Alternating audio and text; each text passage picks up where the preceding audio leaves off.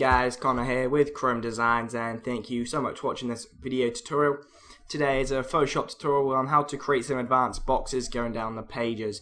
If we kind of go back to one of my previous tutorials, I in fact covered this, as you see here. If you kind of have a look at the thumbnail, you probably can't.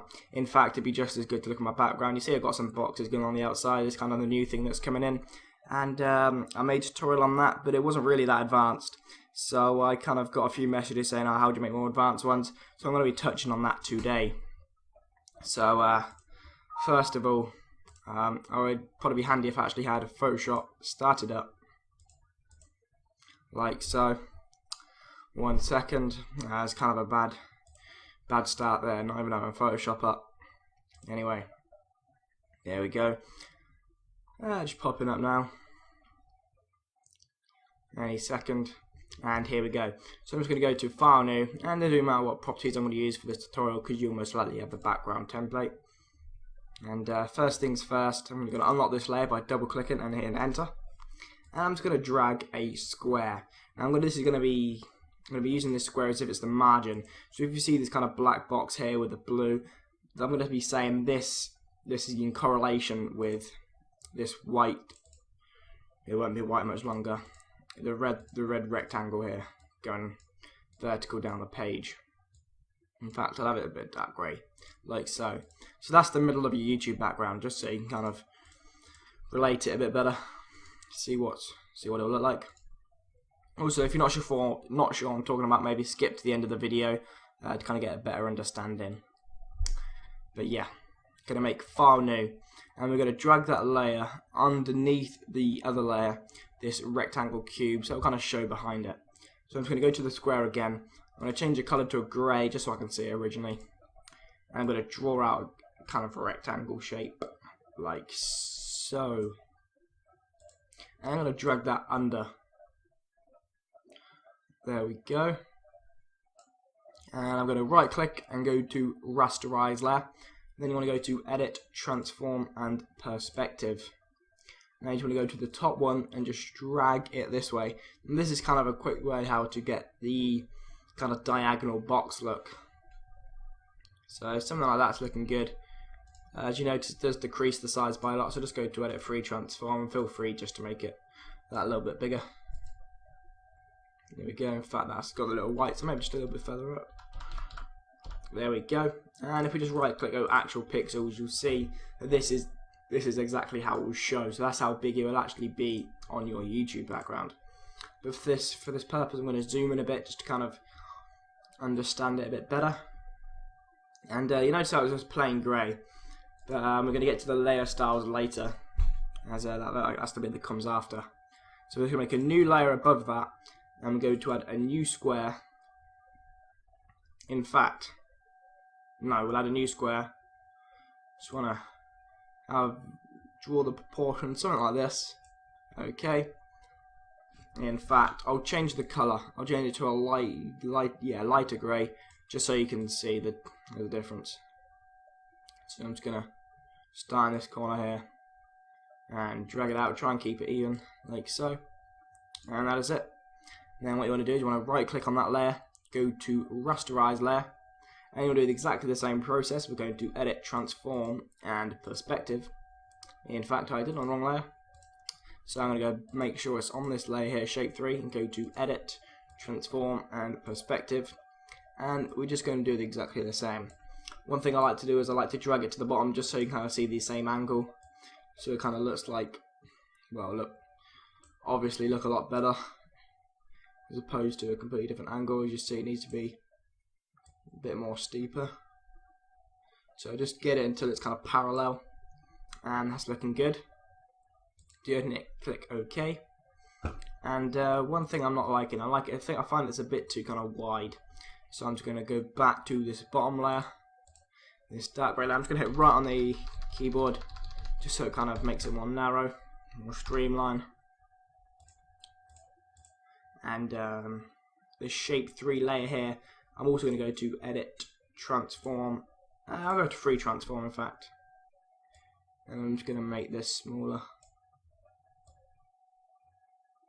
like so. A bit more smaller. As you see, the angle does mess up. So it's going to go to Edit, Transform, and Perspective again. And we're just going to kind of decrease the scale. And that is step 1. You know, make sure you line it up correctly.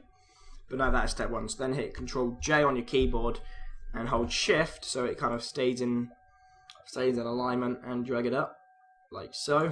And then Shift again. I mean Control J again and hold Shift, drag it up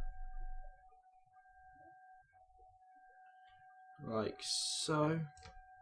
Control J once more time, hold in Shift, drag it up, and there we go. Click off that layer there, you see that we have this kind of carbon look. I tell you what, is that the top layer? That is. Then click Control J, hold Shift, and just drag it up, just so you can kind of see a little bit of a corner bit, so it doesn't look like it's fading pretty pathetically. But that's how to kind of create this kind of look. Now, one more thing, you notice it looks a bit plain. It's really got a character to it. I'm just going to add some layer styles. So on this one here, we're just going to go to Gradient Overlay, not Pack, Gradient Overlay. I'm clicking all the wrong things, just on the computer. And I'm going to change. You're going to have 2 dark greys. I'm all for gradients as opposed to like a solid colour, even if it's almost the same. There we go. I'm going to go to Outer Glow. I'm going to change it to a black. So you need to make, well, blend mode to normal and then black. If you change it to black and you have it on the screen, kind of screen cancels out the black. So you need to make sure you got it on normal. I'm going to stroke. The stroke being a lightish grey. Change it to the inside. And just lower the size down to 1. And that's looking quite nice. In fact, we'll add a bevel and emboss there. We'll decrease the black, you don't want any black shown. And the angle, just mess around with the angle, you know. Something that looks nice. Just a case of trial and error. That's looking something like that, 120 degrees. And there we go. So you've got the magnifying glass, go to actual pixels. You see that it's starting to look more like a lot more better. A lot more better? Oh, that's really bad grammar. Anyway, it's starting to look a lot more.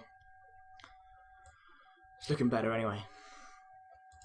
So now we're going to move on to these layers. So if you see just had a color overlay, you can see that you're kind of monitoring the bottom one there. So it's going to add a color overlay. We're going to change it to a lighter grey, but maybe not as light as it actually normally is. Going to go to an inner glow, yes, inner glow, normal, and change it to a black again. Maybe add a stroke. Do the same what we did before, change it to a white, size to 1, and have it in the center. Should we have it in the center or inside? How about on the inside? Looking good. Then you may want to crank up the inner glow just a bit, because it kind of doesn't go past the white. There we go. What does a bevel and emboss do? What does that look like? Just testing it out here. Oh yeah, that'll change everything, won't it? Oh, that's quite good actually. Yeah, we'll click OK. Now once you got that done, actual pixels, just go to right click, go to copy layer style, paste layer style, and just kind of paste them on every one of the different things. Maybe that stroke is kind of too white, you know, maybe it looks a bit tacky. It does look a bit tacky if you ask. If you ask for my expertise, that is. So go back on stroke, maybe change the white to a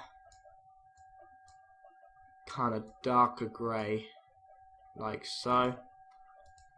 And tell you what, I'll just right click, copy layer style again. You should really kind of verify it first, you know. Oh Christ, what have I done? Right click, copy, and just paste them on again. The copy and paste layer style is a really good feature. It's kind of simple, but without it, you'd have to get everything right, and it'd just be hard work. But no, that's how to kind of create the advanced boxes going down a page. You know, I'm not going to kind of go into more depth than that because I'd just be kind of copying other backgrounds. It's all about using it in your own way. You know, try and not do exactly the same as someone else. But no, that's all from me. Thanks for watching this video. I hope you maybe learn something. If you're not going to use a tutorial, maybe use some tips for another project or something you've got going on. But no, that's all from me. I'm Connor with Chrome Designs. Thanks for watching this video tutorial, and I'll see you guys soon.